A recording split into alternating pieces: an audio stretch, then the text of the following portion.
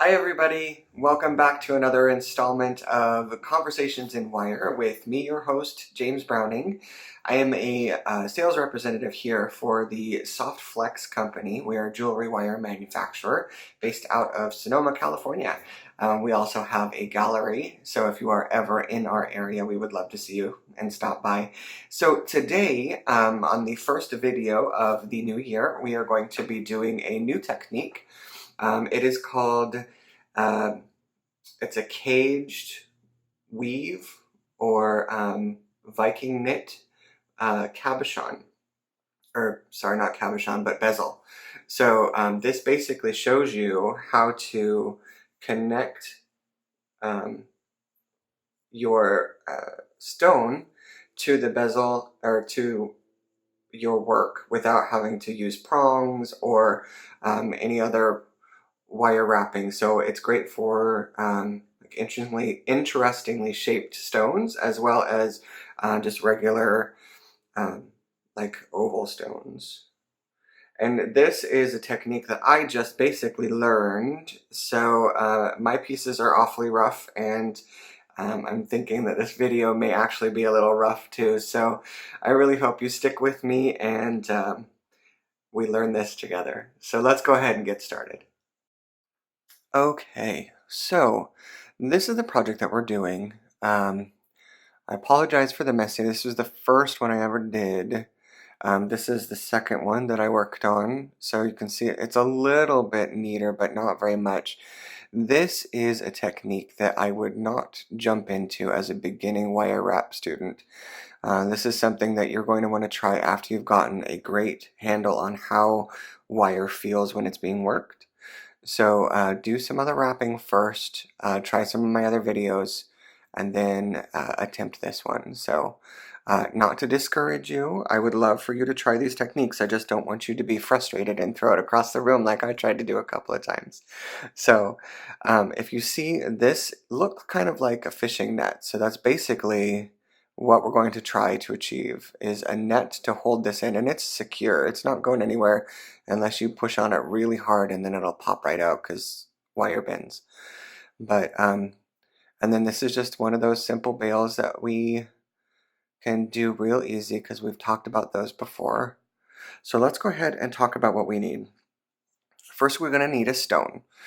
You can use a drilled one like this, or you can use a non-drilled stone. Any shape is fine.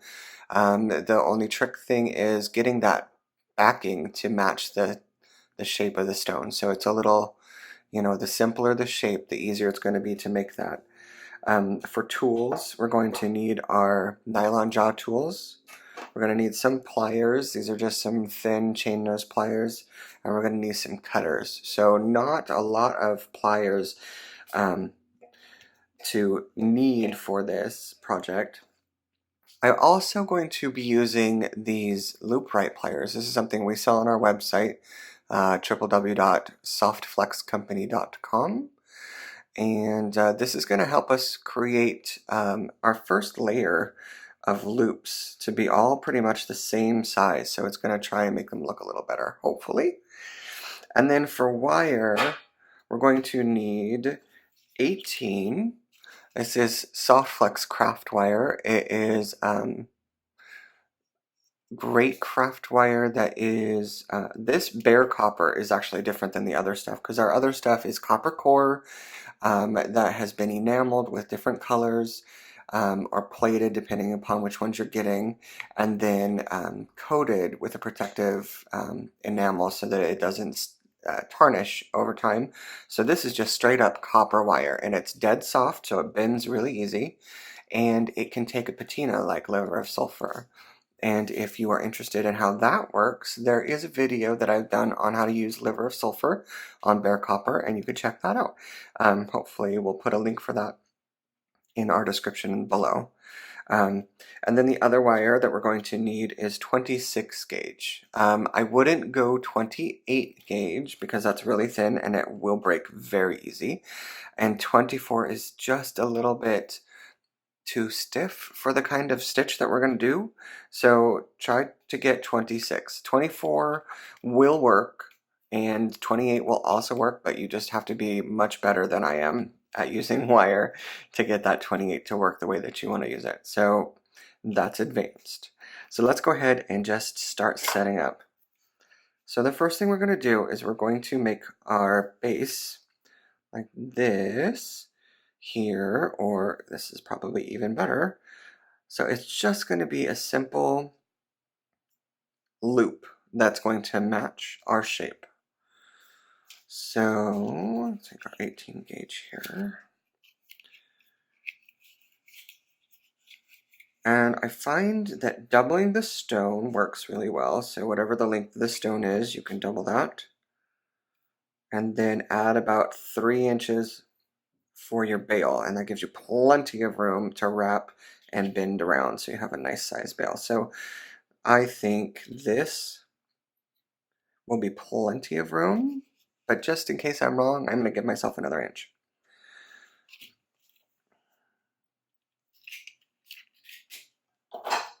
All right.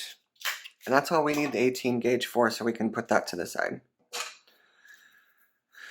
Now I'm going to straighten this wire out. And we like to work with nice straight wire. Most of the wire that comes on spools is going to be bumpy from the coiling process. So just take a couple of moments and take your nylon jaw tools and just straighten it out. We don't want to do this too much because this actively work hardens our wire, so it makes it less bendy, but it also takes out all of those little bumps and makes it much more smooth. Okay, now I want to make this in half, so I'm going to take the ends and I'm going to gently bend it, and that is half. And I'm just going to kind of pull this down to make the wire realize that I'm trying to make it into half. So now we can kind of go and say I want a sharper point, so we're going to make this just a little sharper. Now we want to make our base wire slightly less than the stone. So we're not going to make it the exact same size, we want to make it just a little smaller.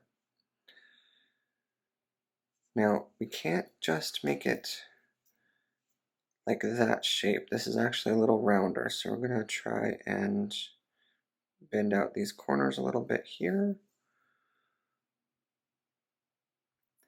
I think this is probably the fiddliest part of the whole process, is getting your base wire made. That's why the easier the stone shape, the quicker this process goes. And then to get that top, just go ahead and cross it and push down, and that will naturally spring back to that point. And then you can open it up to wherever you want it to be at. And I think we'll just bend these a little bit more rounded, because this is a pretty round shape, even though it's pointed on both ends.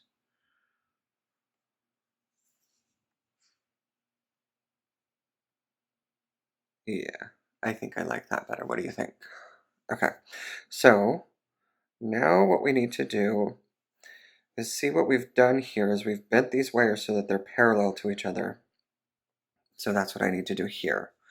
So we're going to take our chain nose, and right where it crosses, we're going to take our chain nose and we're just going to bend it at a degree there, probably 45. And then right here where it bends again, we're going to do the same thing. And our ultimate goal is that the wires will sit next to each other without having to fiddle too much.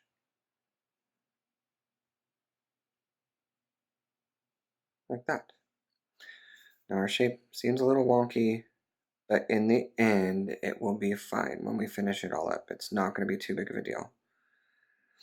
Okay, so now what we want to do is we want to stabilize this. At this point, you could wire harden this on a bench block, but I don't find that creating this project and the backing, your base wire doesn't necessarily need to be super hard. The only thing you have to watch out with if you decide not to work harden is when you are pulling on the wire, it could pull it out of shape. So that's the only thing. If you feel that you have tension issues or you want a little extra security, go ahead and take a few minutes or moments with your nylon headed hammer and a bench block and just tap this. And you want to use the nylon because we don't want to flatten out this wire. You could, that is a design choice, so you definitely could do that. But if you just use a nylon headed hammer on a bench block and just tap it out a few times, then it will harden up and it won't bend out of shape as easy. But this is 18 gauge wire, so it's pretty strong on its own behalf. So I think we could just leave it alone. So what we're going to need now is our 26 gauge wire. Now, there are a few tutorials out there in the world about how to do the netted bezel, netted wrap, however you look it up. The most important thing that I found when I was researching this is to not take out a gigantic amount of wire. There are people out there that are saying it's better to use more so that if it doesn't break off or end in the middle of the thing. However, when you are working this, it's going to get hard and it's going to break if you're not careful. So the longer piece we use, the more apt we're going to get kinks, the more possibility that it's going to break on us, and we don't want that. So I would advise no less than 36 inches at the max. That's 1 yard. I'm going to do maybe about 30 inches. And if we have to add wire, that's okay. You just have to hide your ends. Not a big deal. In fact, I think one of these pieces, I'm pretty sure I broke the wire a couple of times. So let's see. Yeah. Where did I break it on this one? Oh, I guess I didn't break it on this one, but I did break it on this one, like right when I was beginning. So I joined another piece right here. I joined another piece right there. So it really is a fiddly technique, but it's kind of cool. So once you get it, you can get the stone wrapped and attached to your base wire and get a great piece started where you have an interesting connection, and then you can add pieces on top like a coil or some channel set stones and just build on top of that. It doesn't have to stay simple like this. It's just another way of trapping your stone to be able to work on it. Okay, so we don't actually need our stone right now, so I'm just going to set it aside. What we do need is to gently straighten our wire because this wire is really skinny. Remember, the higher the number, the skinnier the gauge. So I just want to run this through my nylon jaw pliers once to get the bumpiness out and maybe help uncoil it a little because it's pretty tight. And then what I want to do, there are two schools of thought on this process as well. There are schools of thought where if you want, you could leave an entire section of wire so that you can come up and wrap your bale. I say do that separately because A, it's going to get in your way, and B, that's more wire you have to deal with. So just concentrate on the technique that you're doing at that moment. So I'm going to take a second here and just kind of wrap these together. So I'm going over the top wire and in between to give me an anchor. I'm going to do that twice.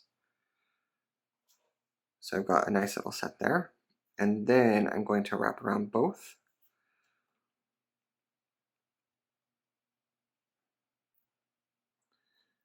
And that's my beginning. And to help me, I'm going to just snip this off now so it's out of my way. Okay, so now we are ready to start. What we're going to do is we're going to create a series of loops. Now, if you've ever watched the Viking knit tutorial, this is going to kind of be the same sort of motion. We're going to make little knots and then come back through those knots and create more knots. So I'm going to go down through the center and then basically up through my piece there.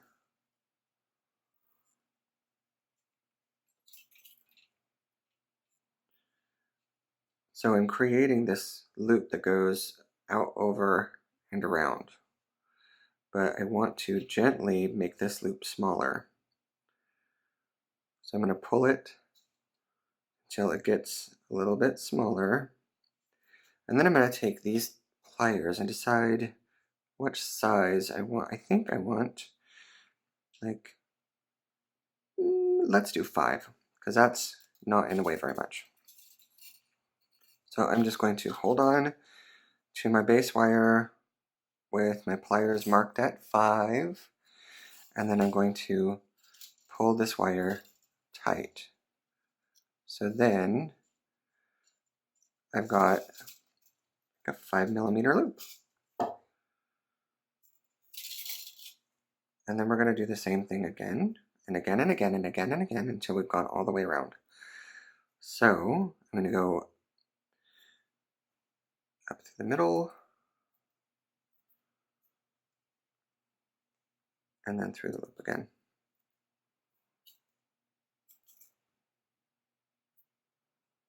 And then pull it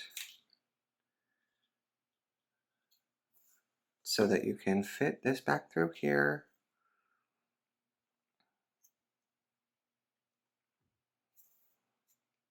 Okay.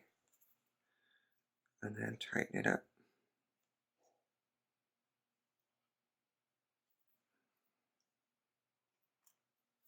There, see, they're kind of the same size loop. All right, let's do one more. And then I'm going to pause it and get this back around. Actually, let's do 2 more, because the wire is going everywhere, and because we are pulling it, it's getting tighter, and that's why it's looping. So you see why we don't want a really long piece of wire, because it would be obnoxious. So we're going up through the hoop, or the base wire, and back through the outside loop. When you're doing this, if you see a wire about to kink, stop yourself before it kinks and get that kink out, because once a wire has kinked, it becomes weak in that spot, and so it will break more often in that spot if it's kinked there before. So give your wire a little chance to not break by correcting those kinks before they happen. And pull it tight and slip your wire up. Now you don't have to make your loops this big. They can be smaller, they can be bigger. This is all up to you. It's design choice at this point. What we want to do is we want to create a basket that's going to come up and wrap the stone. So generally it's going to be about 2 rows that's going to come up and wrap around, and then we're going to weave it down with more. So let's do 1 more of these. I'm going to go up through and then back through the hole. And I'm kind of working from left to right is how I'm looking at it. So I'm pulling kind of over to the left. I'm making my loops starting from the left and moving towards the right. And it should help keep you in check. So if you start going from right to left, double check and see where you're sitting, or like if you've accidentally flipped over your thing, because if you start going the opposite direction, your loops are not going to work. And I can show you a piece, or I can show you what happens if you decide to go the other direction, and how it doesn't work.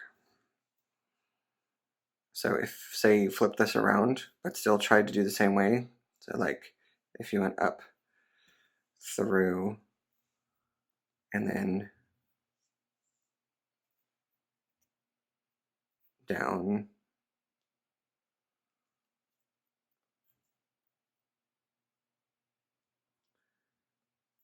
then your knot has become more of a knot than it has a loop, and we don't want that. So watch your loops when you're making them and try and get them out before they get to that point, because once you've made that knot, it becomes a kink, and we don't want that. So just take your time. This is one of those projects where you have to just sit and be mindful. If you want neat work, I mean, that's all up to you. You could make it really organic looking and a messy wrap and have this great, like, bohemian looking fun piece. So, I mean, it's all your design aesthetic. These are simply techniques for you to take and play with. Okay, so I think we've seen this enough for me to be able to just go ahead and finish this up real quick. But I'm going to do it one more time. We're going to go up and then down. So up through and down through the loop. And then I'm putting in at 5 and cinching it down.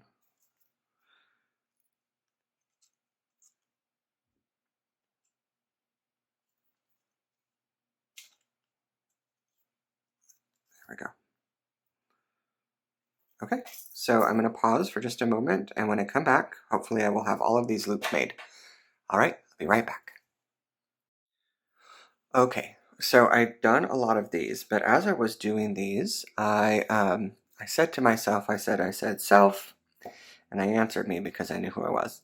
I said, what happens if one of my friends are trying to do this and they don't have one of these amazing loop right pliers that you can buy on our website? I said, well, all is not lost. You could use a separate set of round nose pliers and just mark where you want that size to be, or you can eyeball it. So you do the same stitch, right? Up through, and then back down, and then you just tighten up your loop until it looks about the size of the next one. So you're going to get a different looking loop if you do it eyeballing wise, because it kind of goes more of an arc shape. So if you want that rounded look, go ahead and grab your round nose pliers and stick them in there. All right, so just have a couple more here. And I am already getting low on wire. So this is why they always suggest to do longer pieces, but I have not had any issues with my wires breaking or kinking up really bad, so I'm happy with the amount of wire that I chose. It just means we'll probably have to add some wire to our project. So these last couple of wraps are a little tricky because you can get caught up on your bail wire, so just be mindful of where your wires are going and don't let them get tangled up.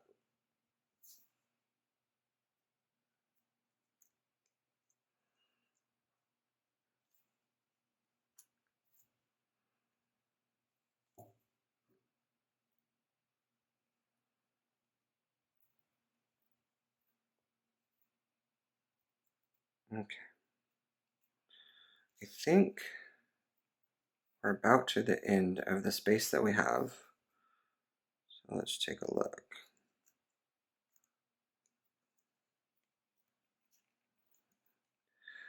So I have all of these around, but I end up not having a little bit of space here to do one more. So what I'm going to do is just kind of go around and maybe scooch and see if I can create more space by closing up some of these.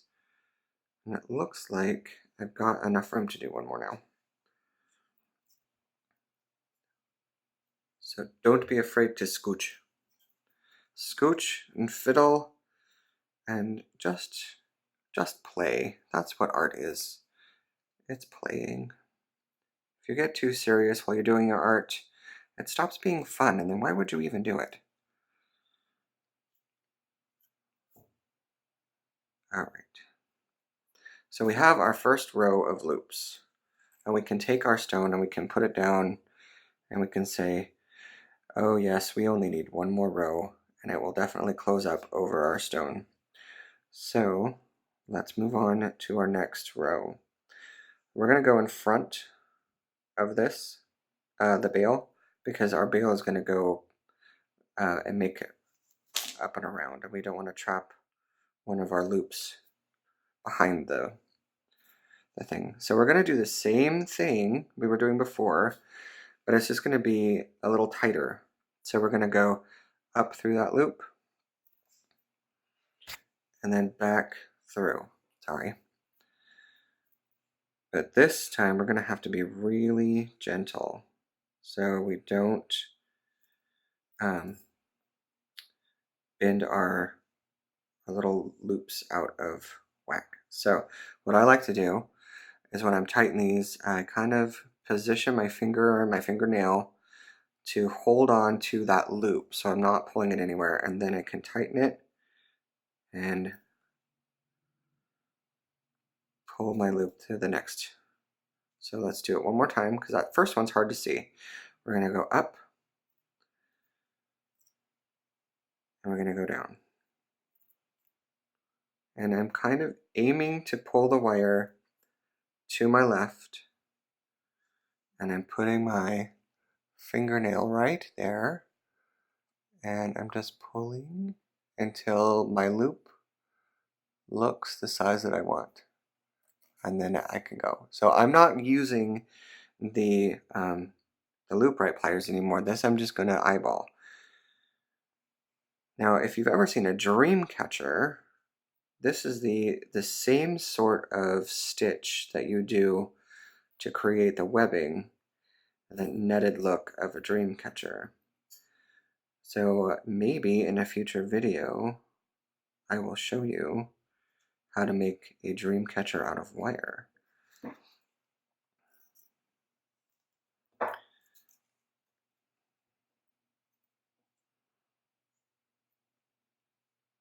Go up and down.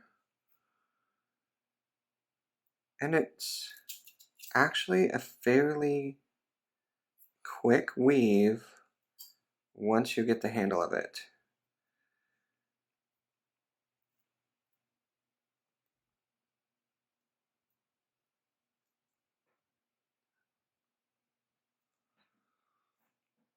So, just pulling it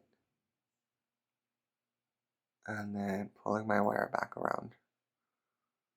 That one got a little smaller than I wanted, but that's okay. So up through the middle of the loop, back down through the big loop. Oh, that didn't go through because I was watching the screen and not watching my fingers. All right, so now we're gonna pull that loop tight and stop when I see it big enough. And we're aiming for our loops to be in the center of those. So these small loops are going to be in the center of the big loops.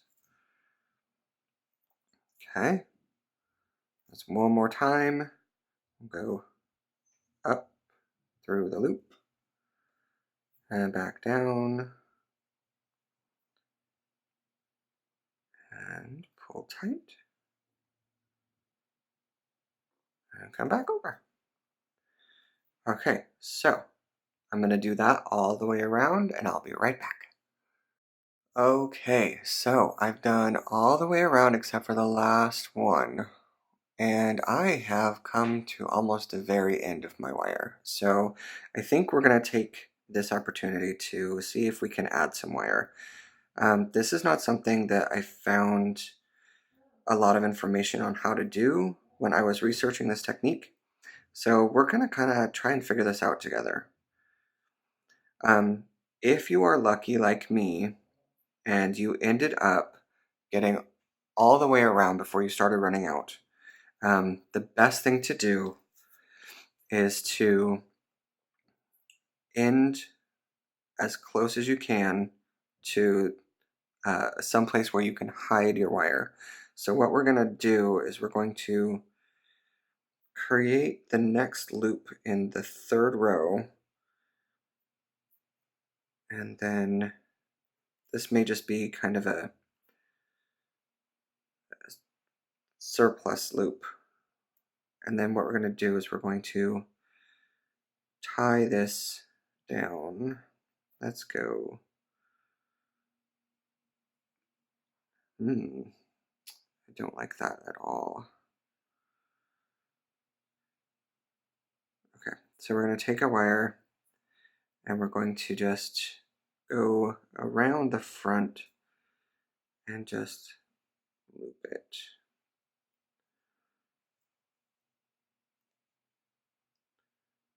Now, the cool thing about this is it's actually going to be hidden by the stone for the most part. You may see a little of it when we fold up the wire, but it's not going to be too bad. So what we want to do is create at least 2 loops so that the wire stays put. And if you have a problem with the wire threading where you want it, bend the end like a hook, and that will put it where it needs to go. Okay.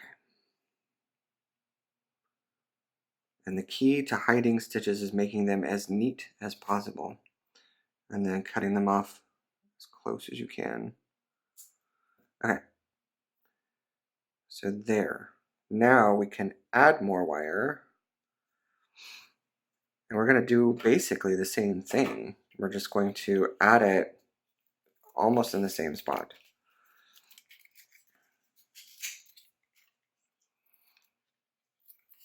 So I'm taking out another about 30 inches because we're pretty close to being done with this project.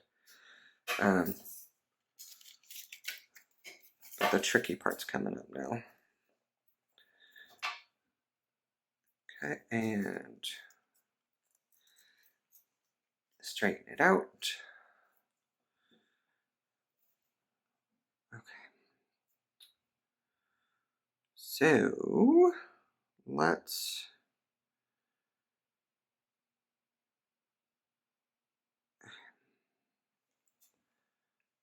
going to just take this wire and hope that it cooperates and just loop it around the base wire.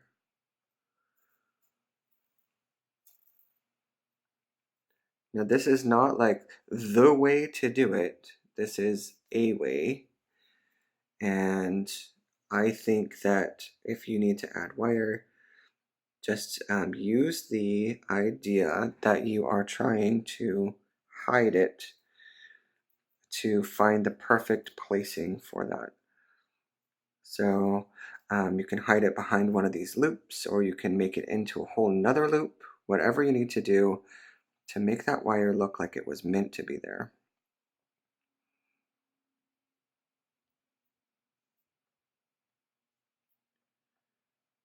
Okay, and let's cut off this little teeny piece.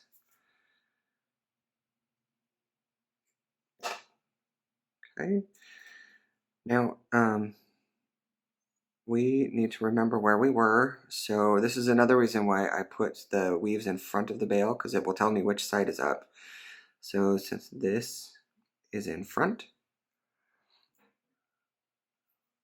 see how it's kind of in front there?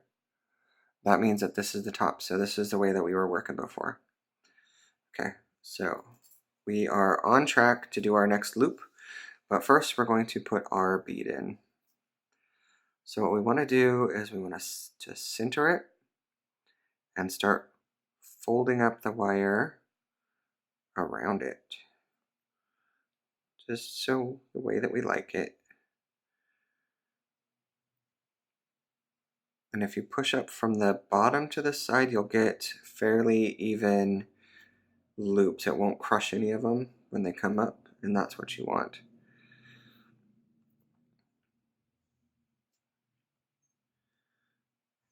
Okay, so it's not going to stay in there.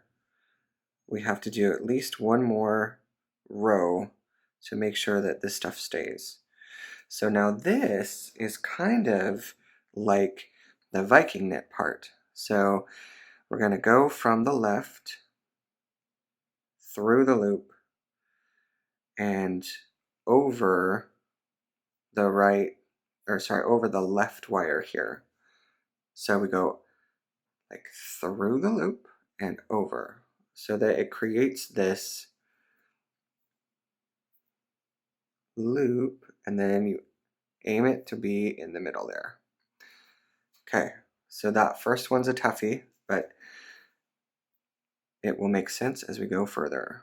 Now, if you want this to be a real Viking knit, what you want to do is you want to go around the back of these loops here. So let me just do this one really quick. So we're going to go through and over and just pull it. And it helps to keep your thumb on it because it helps direct the wire to make a nice round shape. And then pull it across, and that will get you to your next loop. Okay, so now if we wanted to do Viking knit style, do you see this other loop here, right back here? So what you would do is you would take your wire and you would go behind that X there. And then that starts to line up these pieces. And so instead of a webbing sort of net look, you get an actual line, which creates an entirely different look, which is really kind of cool. So I say, if you have a moment after you've gotten this technique down, try it with the Viking knit look and see if you like that better. Try not to tangle up your tools in your work, because that's not very fun. Oh, that is a kink waiting to happen. I caught it just in time. So what I want to do is back it up and untwist it. So don't go super fast with your wire, because that's what happens.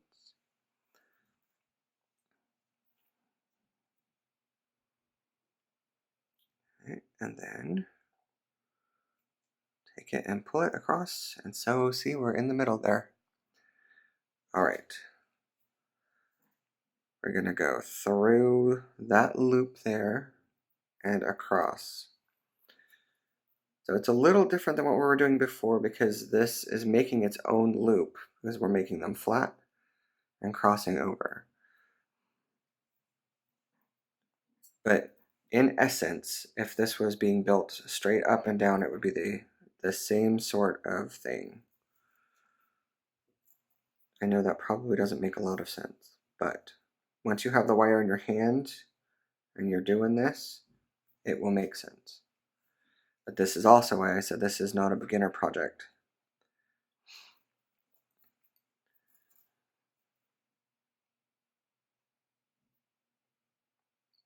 Okay.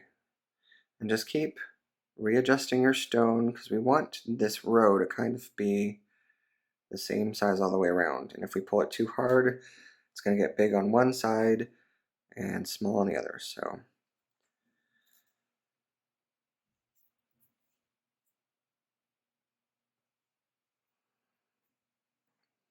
down through the loop and across.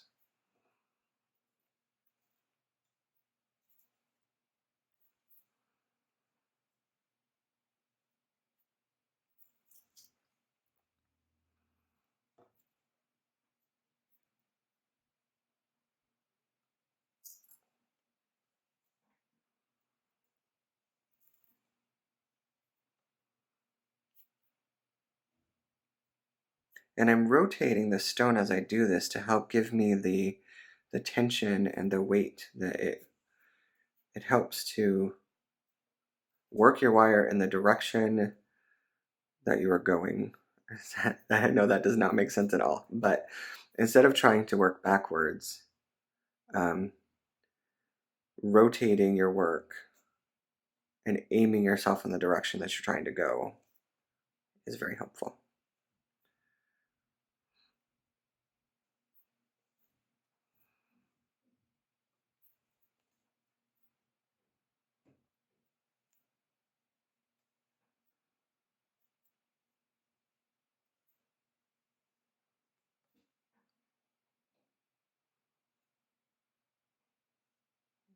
Okay, getting up there. Now, this last row is going to secure it, so you don't need to do another row. But if you wanted to, you could cover this entire stone with this netting, and that would be a design choice, an aesthetic choice, and it would look really interesting depending upon what kind of stone you were using, or what kind of final design you're looking for. So feel free to play. That is what we're here to do. Okay.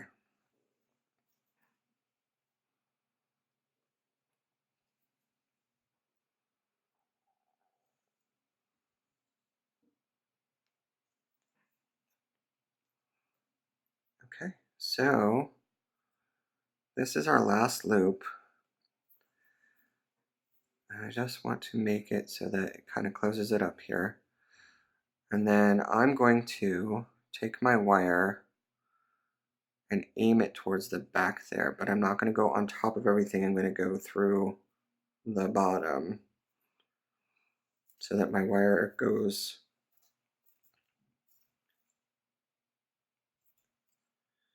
in a more natural direction according to the weave. Okay, and then we're going to take this wire and we're just going to wrap it around the base wire a couple of times so that it gets secure, and we can clip it off.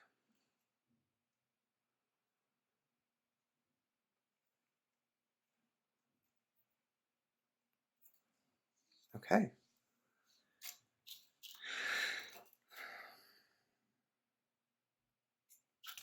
And remember to feel around your piece and see if there's any pokey outy bits that we do not want. This is a generally gentle wrap kind of weave sort of thing. So there shouldn't be any sharp points. And when we were hiding that other addition, those points should be inside the wrap and not pointing out. So no pokey outy bits. Okay, so the other thing, if you have done this and you're like, oh, my wraps are all over the place, you can go back through with your round nose and just kind of put that in there and just re-round these wraps so that it looks more like what you were looking for. But you really have to be careful because you don't want to scratch the stone.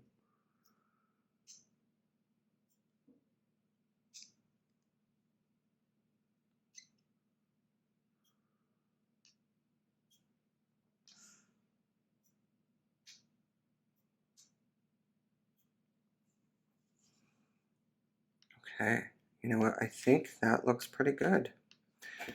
And it's stone is in there, it's not falling out at all. So we are good to go. Now, let me go ahead and show you how to begin the bail. Since I have some extra wire here, I'm going to take it and wrap it a couple of times to anchor it. And then I'm going to open up my wires here. Actually, before I do that, I'm going to snip off this part so that those wires are even.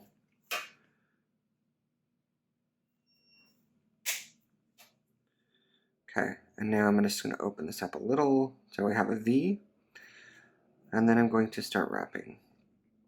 I'm going to go around the top twice, go through the middle, and then around the bottom twice, and then through the middle, around the top twice, and through the middle, and then just go back and forth, doing the same wrap. So let's do a close-up on it and see if we can do it. Okay, I'm going to clear this out so only focusing on this. Is it going to focus? Maybe not. Okay. So we're going to go around the bottom twice, and then back down through the middle, and then up around the top twice, and back down through the middle. And what this is doing is creating a little zigzag pattern that when we are finished will look like that. It's a sweet little end piece, I think. So let me do that really quick and get to a point. Well, actually, no, we'll just do this together. So we're going to do this really fast, though, I hope. And one of the other secrets to this is to smush down your wraps as you go. That helps create a neat look and closes up any random gaps.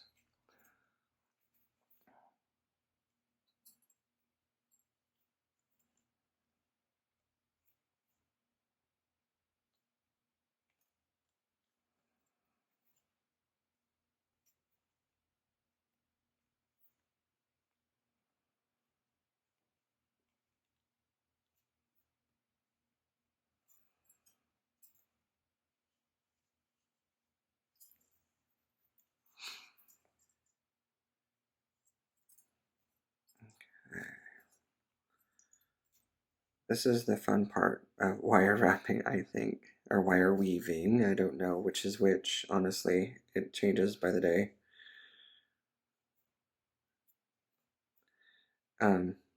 Is making these patterns with the wire, because there's so many different variations you can do, and they all do their own interesting look. And it's mesmerizing, and it's relaxing. Okay, so then once we've gotten to a point, we're actually going to start to bend these back because we want eventually to have kind of a eye shape. So I'm actually going to finish this up because this takes a little bit of work to get this to finish. So I'm going to pause and I will be right back, and we'll probably be ready to close this up and finish it off. So one moment. Okay, so I've got a fairly simple bale made, and you can keep going and make something bigger or more ornate, however you want to do this, but this is just going to be a simple how to do this really quick thing. All right, now I do not have the tool that I like, which is just a simple pen, so I'm going to use this and wrap this around so that I get something round. Okay, and what we want to do is we want to aim for those two pieces at the end there to kind of land at the point. So like that. And we want to work it so that the bale kind of pushes forward like that. All right, so now we just need to finish this up. And I don't really have too very much wire left, but I'm just going to wrap this here a couple of times.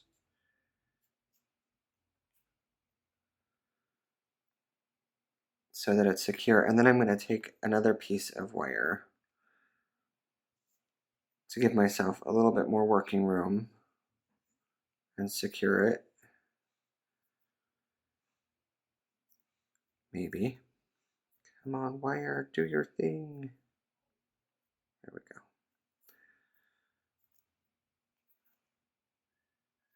And then I usually do 2 wraps because then that doesn't unwrap as easy when I'm pulling. Okay, and then I can squish this over to the other one so it kind of blends in. And then what I want to do is secure the other side. So I'm going to go around the wire there and up through the back so that it grabs onto that wire. And then I'm going to go through the base wire down here. And you may need your cheaters on for this because it's pretty tight work. And I'm going to cinch it down and do that twice if you can.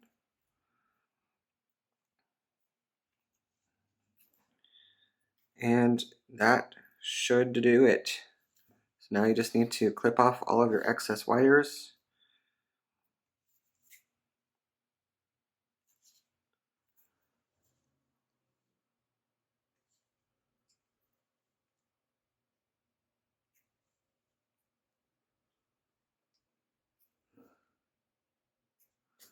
Alright, go back through and check for pokey outy bits. Burnish those down if you need to so that they are not poking out.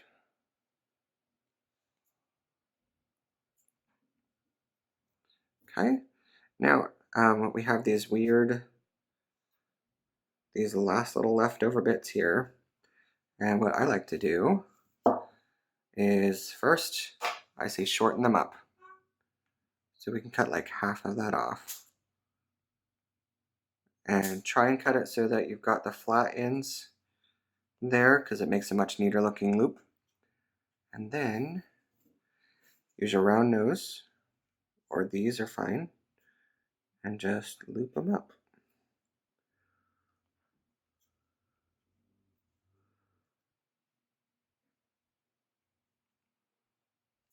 Like that.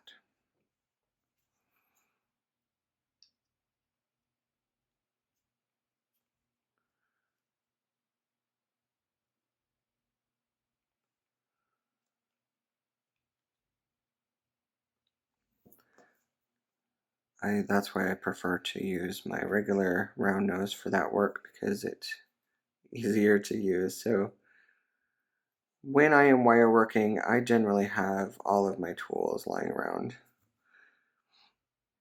There we go. Okay, so we are done. That is a completed pendant that is ready to string. All right. Well, I know this was a little bit of a chore to sit through and watch, but I really appreciate you hanging in with me there. So I've got this look is called the netted bezel or knitted cabochon. I'm not sure the official name for it is, but it is a net or knitted. So if you're looking for more tutorials, that's where I would start with, but this is the way to get it started. All right. Well, I hope you had fun hanging out with me. I know I did, and I hope to see you again soon. As always, give me a like if you like the video. Remember to subscribe so that you get notifications that whenever we get a new tutorial online. And if you have any questions, leave me a comment in the comment field. Just say hi if you want to. All right. Well, thanks for watching, and I'll see you again next time. Bye-bye.